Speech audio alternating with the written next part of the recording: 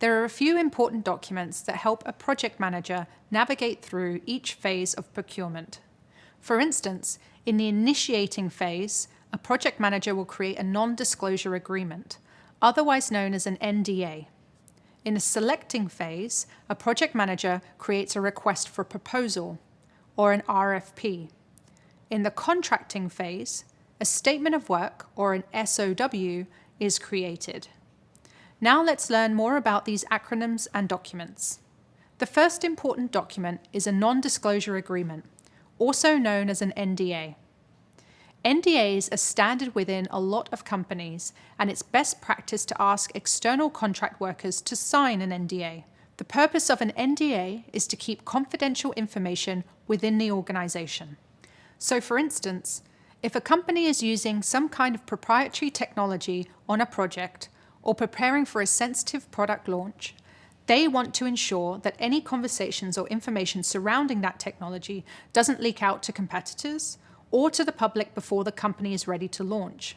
For example, in Project Plant Pals, vendors might be required to sign an NDA because the project is new to market and hasn't been made public yet.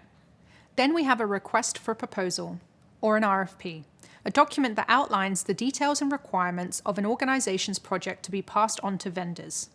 RFPs are used to solicit bids from vendors so that you can then select which vendor might be the best for your project.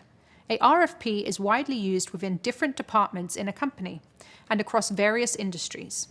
An RFP typically includes an overview of the project, the desired outcomes and goals, budget, deadlines, milestones, and contact information, so each vendor can get back to you with a detailed proposal of how they plan to tackle the job. When creating an RFP, make sure to add the following headers to your document. The overview. Treat this section like a general summary. What is the purpose of this project? What problems will it solve? What new doors will it open for the company?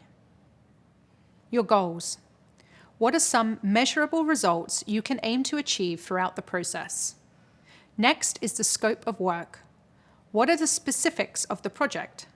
How are you going to achieve those goals and make sure the project launches successfully? Then include milestones. Make sure to highlight the key milestones your project will include.